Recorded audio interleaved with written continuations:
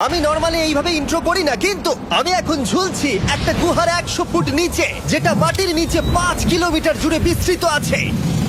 আর আমরা এটা পছন্দ করি বা না করি, যখনই আমি আর আমার বন্ধুরা মাটি টাচ করলাম, আমরা অফিসিয়ালি এখানে আগামী 7টা দিন কাটাতে চলেছি।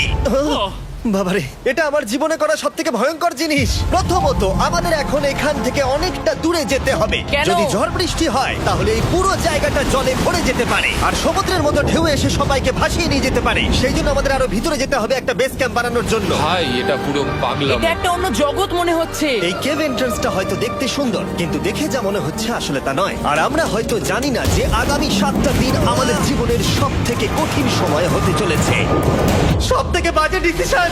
ঠিক আছে, আর কিছুক্ষণের মধ্যে অন্ধকার হতে চলেছে। ক্যাম্প না করলে আমরা বিপদে পড়বো। আমরা কোথায় যাচ্ছি সেটা কি বলবে? আমাদের ক্যাম্প সেটআপের জন্য একটা ফ্ল্যাট গ্রাউন্ড খুঁজতেই হবে। কেভের ভেতরে ঢোকার পরে আমরা এমন একটা জায়গা খুঁজে পেলাম যেটা অনেকটা উঁচুতে থাকায় আমরা জল থেকে সুরক্ষিত থাকতে পারবো। তার মানে এটা ক্যাম্পের জন্য পারফেক্ট। পারফেক্টটা একটু বেশি হয়ে গেল। মোটামুটি বলা যেতে পারে। ঠিক আছে, ক্যাম্পের জন্য মোটামুটি। প্রথম দিনের বাকিটা আমরা কাটিয়ে দিলাম আমাদের জিনিসপত্র আনতে। প্রত্যেকটা ব্যাগের ওজন প্রায় 80 পাউন্ড। আর যেমনটা তোমরা ফুটেজে দেখছো, আমরা এটা করতে 4 ঘন্টা লাগিয়ে দিলাম। এখান থেকে যাওয়া খুব কঠিন। তারপরে আমরা সবাই বেস ক্যাম্পে ফিরে গেলাম। ঠিক আছে, আমরা এখানে লাইট লাগিয়ে দিলাম। আমাদের সব জিনিসপত্র হোম বেসে চলে এসেছে। একটু ক্যামেরাটা ওদিকে দেখাবে? ওদিকটা কিন্তু ভয়ানক অন্ধকার, আর সবসময় এরকমই থাকবে। তাই আমরা ক্যাম্পিং গ্রাউন্ডের জন্য খুব বেশি কিছু করতে পারলাম না। কটা ফুটো করে দড়ি টাঙিয়ে দিলাম। এটা ধরো আর ওঠো দেখি। মনে হচ্ছে আমাদের হ্যামকগুলো ভালোই সাপোর্ট পাবে। আর তারপরে আমাদের সার্ভাইভাল গাইড জোয়ের সাহায্যে আমরা হ্যামক টাঙালাম। এই সরু দড়িটা আমার হ্যামকটাকে ধরে রাখবে। হ্যাঁ। ডিনার খেয়ে আমরা প্রথম রাত্রি ঠান্ডার জন্য তৈরি হলাম। আমি মিথ্যে কথা বলবো না, আমি যতটা ভেবেছিলাম তার থেকে এই হ্যামকটা অনেক বেশি কমফোর্টেবল। এই আমি তো আমার চমকেই হাতটা তো গেছিলাম। বড় কেন ভাই? এই কেভটা 2.5 কিলোমিটার ডিপ, আর আমরা এখন এন্ট্রান্সের কাছেই ক্যাম্পিং করছি। কাল আমরা অনেক কিছু এক্সপ্লোর করব। তোমরা কেমন ঘুমালে? ভয়ঙ্কর। ঘুমই হয়নি। এটা সত্যি একটা অস্বস্তিকর পরিবেশ। কেবের উপর থেকে অনবরত আমাদের উপরে জল পড়েই যাচ্ছিল, তাই উপরে একটা প্লাস্টিক চাপালাম, কিন্তু তাও আমাদের হ্যামকের উপরে জল পড়েই যাচ্ছিল। একটা আইডিয়া আছে, চলো শেল্টারগুলোকে ভালোভাবে তৈরি করি। আমার মনে হয় এই প্লাস্টিকগুলোকে জুড়ে দিলে আর জল পড়বে না। বাহ, তুমি তো জিনিয়াস। আমি শুধু একজন ইউটিউবারই নয়, ঠিক আছে? আমার হ্যামকটা এটার উপরে ঝুলছিল।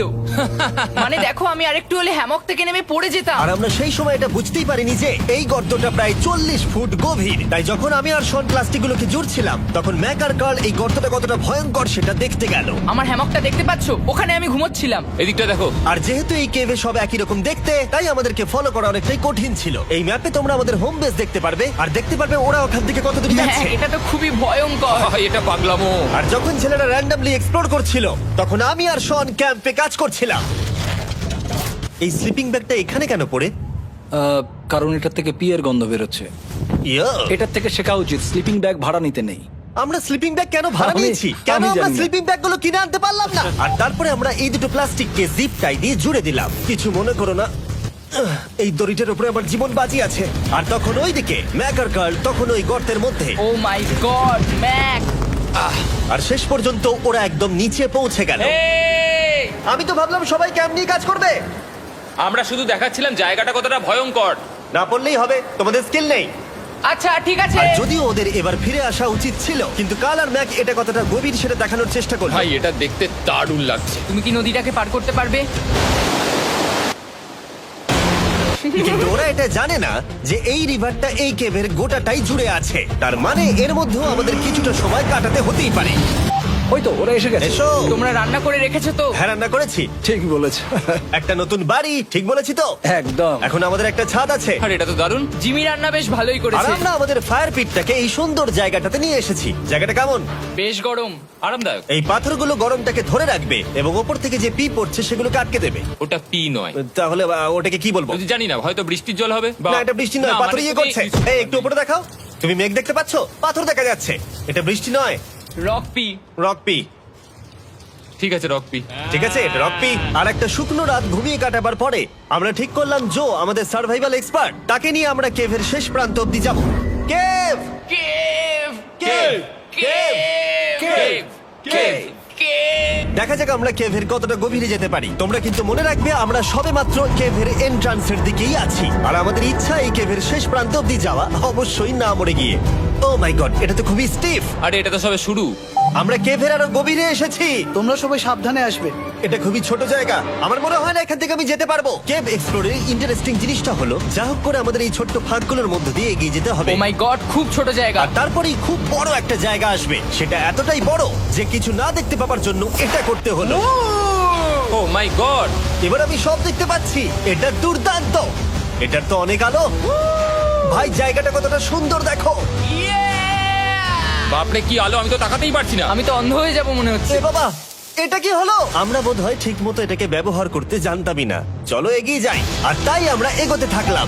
এই যে এই জায়গাগুলো, এগুলো খুব ভালো ধরার এখানে? জায়গা। এগুলো ধরে এখান থেকে পা ঘুরিয়ে চলে আসতে পারবে। এইভাবে কি? একদম পারফেক্ট। জো সব থেকে ভালো কেভ গাইড। এভাবে কেউ গাইড করতে পারবে না। ঠিক আছে, এইবার ব্যাপারটা ইন্টারেস্টিং হবে। কি? এটা কি? এখান থেকে আমাদের ওয়েট শুট পরে সাঁতার কেটে যেতে হবে। গতকাল ম্যাক আর কার্ল এটা নিয়ে মজা করছিল, কিন্তু এই কেভে আমাদের পরের অ্যাডভেঞ্চারটা ছিল একটা প্রায় জমে যাওয়া নদীর মধ্যে। ও মাই গড, এটা তো পাগলামি! তার মানে আমাদের ওয়েট শুট পড়তেই হবে যাতে আমাদের হাইপোথার্মিয়া না হয়। আমরা এটা কেন করছি? এই এক্সপেরিয়েন্সটা তো জীবনে একবারই হবে। এটা করলে হয়তো আর নাও বেঁচে থাকতে পারি।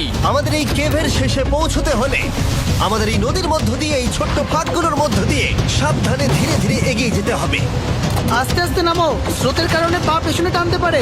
ঠিক আছে, আমি তাহলে নামছি। তুমি ওই দেয়ালগুলো ধরে ধরে এগোতে থাকো আস্তে এটা তো আস্তে। খুব ঠান্ডা।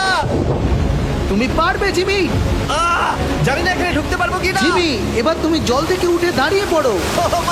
এটা সত্যি একটা পাগলামি। এখানে কি ঠান্ডা! যখন তোমরা খুব ঠান্ডা জলের মধ্যে থাকবে তখন একটা পাথরকে ধরে এগিয়ে চলা খুব কঠিন হবে। ও মাই গড, এটা সত্যি পাগলামি। ব্যাক গার্ড, চলে এসো। আমার ভয় লাগছে। চলো চলো, পারবে। ভাই। এগোতে থাকো, পেছন দিকে তাকিও না। একবার দেখো আমরা কি করছি। কিন্তু এই বাধাগুলো এতটা কঠিন ছিল না সামনে যা আসতে চলেছিল তার তুলনায়। আমরা পেরেছি।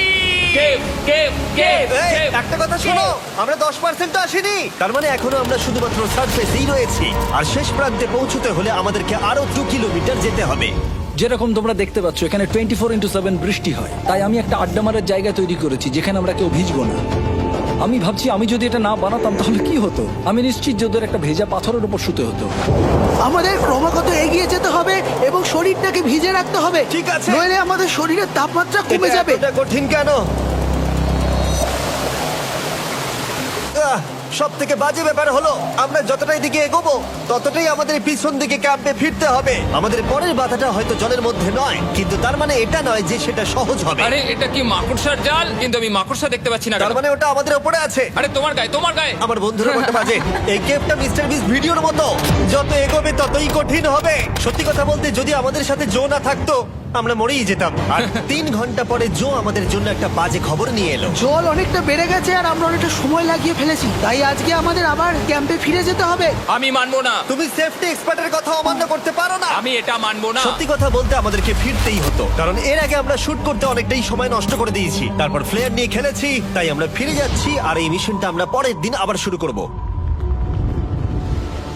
শন, আমরা এসে গেছি। আরে তুমি এখানে কি করছিলে? এখন তোমরা কেউ ভিজবে না। আমি তো জানতামই না এই লাইটগুলো আমরা এনেছি। এগুলো দারুণ লাগছে তাই না? দুঃখের বিষয় আজকে আমরা মাত্র 20% এগোতে পেরেছি, কিন্তু বিশ্বাস করো আমরা শেষ পর্যন্ত অবশ্যই যাব আগামী কয়েকদিনের মধ্যেই। আমার মনে হয় কোনোদিনই হবে না। আমি তো বললাম। আমরা ডে 4টা রেস্ট নেব আর ডে 5-এ চেষ্টা করব এই কেভের শেষ অবধি যাবার। দেখা যাক কি হয়। ডে 3-তে মজা হলো, কালকে আবার দেখা হচ্ছে। আর কেভের ভিতরে 3টে খুব বাজে রাত কাটাবার পরের দিন সকালে আমাদের মাথায় শুধু একটাই কথা আসছিল, আমার একটা হট শাওয়ার চাই, তবে আমি এখন একটু শান্তি পাবো। ও এখন শাওয়ার পেলে কিন্তু দারুণ হয়। আমি চান করিনি প্রায় 3-4 দিন হয়ে গেল। তোমরা নিশ্চয়ই জানো কেভের মধ্যে শাওয়ার করা সম্ভব নয়। আমাদের অনেকটা পথ হেঁটে সাবধানে আগের রিভার বেডের কাছে পৌঁছতে হলো। ও মাই গড!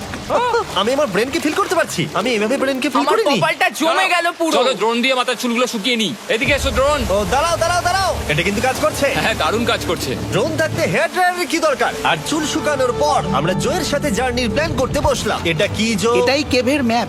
আগেরবার আমাদের থামতে হয়েছিল কারণ জল খুব জোরে বইছিল। এখন বৃষ্টি কম হচ্ছে, তাই কালকে আমরা নিশ্চয়ই এই কেভের শেষে পৌঁছে যাব। এটা ভয়ঙ্কর হতে চলেছে। প্রথমে আমাদের কালকে যেখান দিয়ে গেলাম সেখান দিয়ে আগে যেতে হবে। জলের মধ্যে ঝাঁপ দিতে হবে এবং পাথর দেখে হাঁটতে হবে। এগুলো সবকটা আমরা যদি পার করতে পারি তাহলে আমরা গ্লো ওয়ার্ম চেম্বারে পৌঁছে যাব। কেমন দেখতে তুমি সেটা বলো না, আমি তোমাদেরকে সারপ্রাইজ দিতে চাই। তোমার মনে হয় আমরা পারবো? ওইসব বাদ দাও, আমরা ঠিক কালকে পৌঁছে যাবো। কালকের প্ল্যান আমরা চক আউট করে নিয়েছি। আমরা রেস্ট করছি আর ফেস্টিভ্যাল স্মোর্টস খাচ্ছি আমাদের এনার্জি রিগেন করতে। সবাইকে চিয়ার্স। Yippee! জো এই প্রথমবার ফেস্টিভ্যাল স্মোর্টস খাচ্ছে। জো সত্যি কথা বলবে। এটা দারুণ, তাহলে ভালো লাগলো? দারুণ লেগেছে। আমরা এই চকলেটটা আগে কেন বের করিনি? এটা এমনি চকলেটের থেকে 10 গুণ ভালো খেতে। সত্যি কথা বলতে তোমরা যদি ফেস্টিভ্যালের সাথে স্মোর্টস ট্রাই না করে থাকো তাহলে তোমরা মিস করছো। কালকে আমরা পুরো কেপটা এক্সপ্লোর করব, দেখা হচ্ছে। তাই আমরা ভালো করে ঘুমানোর চেষ্টা করলাম আর কালকের প্রিপারেশন নিলাম কেভের শেষে যাওয়ার জন্য। আমরা আমাদের জীবনের সবথেকে ডেঞ্জারাস জার্নি করতে চলেছি। ডে 3 এর অভিজ্ঞতা মাথায় রেখে আমরা কম শুট করেছি যাতে আমরা সামনের দিকে তাড়াতাড়ি এগোতে পারি। উহ, জলটা খুব ঠান্ডা। হ্যাঁ, আগের দিনের মতোই খুব ভালো। এই তো আর যাতে আমরা সবাই বেঁচে ফিরতে পারি তাই জো ছাড়াও আরেকজন সার্ভাইভাল এক্সপার্টকে আমরা নিয়ে এসেছিলাম। এখানেই আমরা ডে 3 তে আটকে গেছিলাম। এখন আমরা কি করব? এবারে আমরা অনেক তাড়াতাড়ি এসেছি। আমাদের পিছনে ঘন অন্ধকার। কোথায় যাব? এই রাস্তাটা অনেক সরু এবং হ্যাঁ। স্রোত প্রচুর বেশি, তাই আমরা দেয়ালগুলো ধরে ধরে আস্তে আস্তে এগোবো। এই যে এইভাবে। Oh হ্যাঁ, God! এই রকটায় জাম্প করো। কয়েকটা ভালো পাথর আছে যেগুলোকে তুমি ধরে এগোতে পারবে। আরে এখানটা তো অনেক অন্ধকার। আমি আর পা পাচ্ছি না, আমি এখন মাটিতে আর পাই পাচ্ছি না। যেহেতু আমরা মাটিতে পা পাচ্ছিলাম না তার মানে যদি আমরা পাথর ছেড়ে দিই তাহলে এই জলের স্রোত আমাদেরকে ভাসিয়ে নিয়ে যেতে পারে। জো আমরা কি করব? আমি এটা ধরে এসেছি, তুমি এটা ঠিক আছে, ধরো। আমি তো দেখতেও পাচ্ছি না কোথায় যাচ্ছি। জো স্রোত আমাকে ভাসিয়ে নিয়ে চলে যাচ্ছে। আমি তুমি করবো কি করে? পারবে, পারবে। শুধু মুখটা এখান থেকে ঢুকিয়ে দাও, আমি হেল্প করছি। এখানে আমি ঢুকবো? হ্যাঁ, এই গর্তের মধ্যে। এই তো খুব ভালো। এটা আমার জীবনের সবথেকে বিপজ্জনক অ্যাডভেঞ্চার। আমরা এখন কেভের অনেক গভীরে চলে এসেছি আর এবার আমাদের সামনে প্রথম বড় বাধা। এখানে জলের একটা ঘূর্ণাবর্ত আছে, যদি তুমি এর মধ্যে পড়ে যাও তাহলে তোমাকে একদম নিচে নিয়ে চলে যাবে। মানে আমরা পড়ে গেলে মরে যেতে পারি। হ্যাঁ, মানে আমরা মৃত্যুর সাথে খেলা করছি। এটা এতটা বিপজ্জনক হতে পারে আমি সত্যিই ভাবিনি। খুব ভালো। এই তো। তাহলে কি আমার পা এখানে হ্যাঁ, রাখবো? রাখো রাখো। ঠিক আছে, এই তো আমি পেরেছি। এটা আমার ভাবনার থেকেও বেশি কঠিন ছিল। এই নদীটা কতটা শক্তিশালী এই গোটা কেভটাকে তৈরি করেছে। কিন্তু মজার ব্যাপার হলো আমরা পাথরের মতো শক্তিশালী নই। আমি শুধুমাত্র মানুষের মতোই শক্তিশালী। সৌভাগ্যবশত কাল এই অ্যাডভেঞ্চারে লিড করেনি, তার বদলে আমরা একজন অ্যাভেঞ্জার জোকে পেয়েছি। ও কতটা এক্সপার্ট তার প্রমাণ হিসেবে বলতে পারি। সে লিটারালি কতটা ওপর থেকে আমাদেরকে নদীতে ঝাঁপ দিয়ে দেখালো। ও মাই গড, এটা পাগলামি। কে বললো এটা পাগলামি? এটা তো আমার কাছে খুবই সহজ। আমি এটা করব। তুমি কোনোভাবেই এটা করতে পারবে না। আরে কি বলছোটা কি তুমি? আমি এক্ষুনি করতে চাই। চলো যাচ্ছি Joe. God speed back. Jimmy আমার সাথে যা যা করেছে তার কাছে এটা তো কিছুই নয়। 3, 2, 1।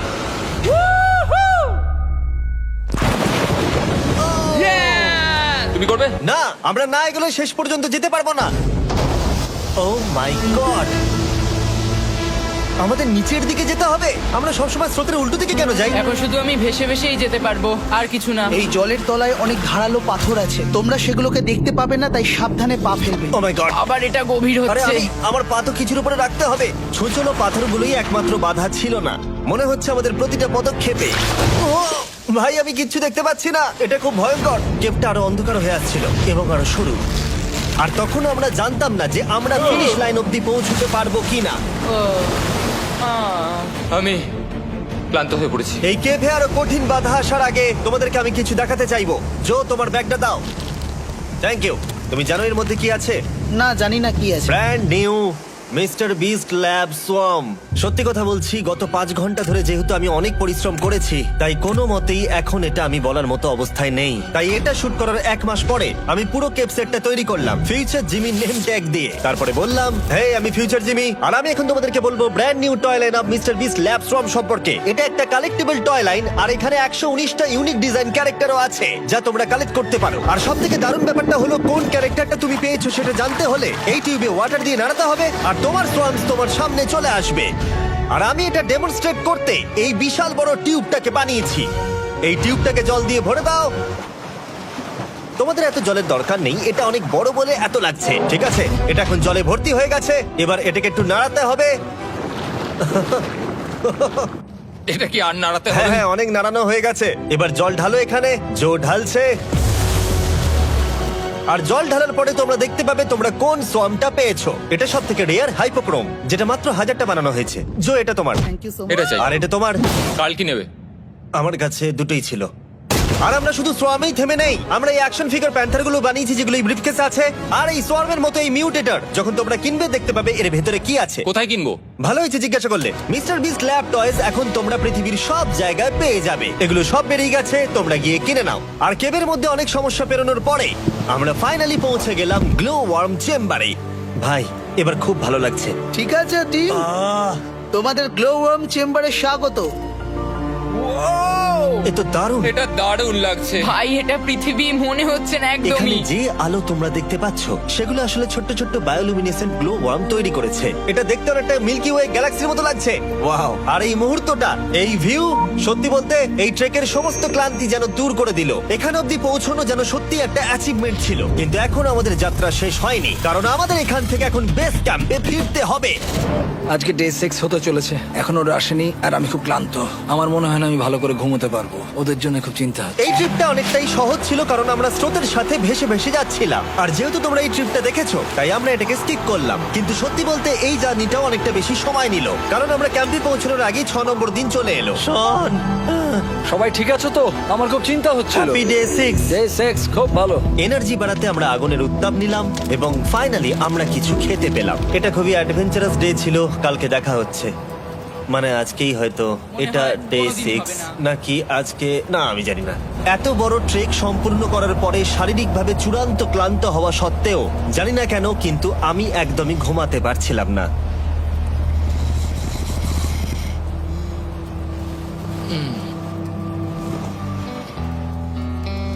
আমি 7 দিন সলিটারি কনফাইনমেন্টে কাটিয়েছি, কবরে কাটিয়েছি, 7 দিন রাফটে থেকেছি। কিন্তু সত্যি কথা বলতে এটা সবার থেকে বেশি কঠিন ছিল, কারণ সব সময় ভিজে, ঠান্ডা, প্রত্যেক মুহূর্তে এই পাথরগুলো শরীরে ব্যথা দিচ্ছে। বেশিরভাগ সময়টাই এই কেপটা দুঃস্বপ্নের মতো ছিল। কিন্তু তোমার আর আমার মধ্যে জিমি! ইয়ো! গার্ড, আমাকে দেখতে পাচ্ছো? এটা পৃথিবীর সবথেকে উজ্জ্বল টর্চ। মজার মুহূর্ত অনেক ছিল। মাটির নিচে 300 ফুট গভীরে অভিযান চালানো থেকে আমাদের সবাই মিলে হ্যামক নিয়ে হাসাহাসি করা সবকিছুই অভিযানের অংশ ছিল। যেহেতু আমাদের সঙ্গ দারুণ, চলো তিমির মতো আওয়াজ করো। তাই এই ভিজে, ঠান্ডা, পাথুরে অদ্ভুত কেভের ট্রিপটা বদলে গেল আমাদের জীবনের সব থেকে সুন্দর মুহূর্তে।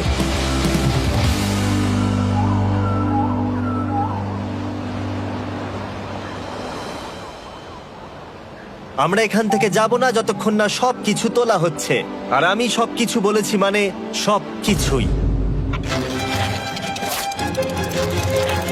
চলো এবার বেরোনো যাক। আর যখন আমরা মাউথ কেভে আবার ফিরে এলাম, ভাই ওপরটা দেখতে দারুণ লাগছে। তখন জয়ের জন্য একটা সারপ্রাইজ ছিল।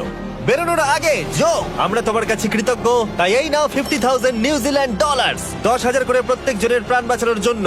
ও my God, thank you so much Jimmy. Thank you Joe. Love you, Joel! এবার আমাদের সব কাজ হয়ে গেছে, চলো বেরোনো যাক।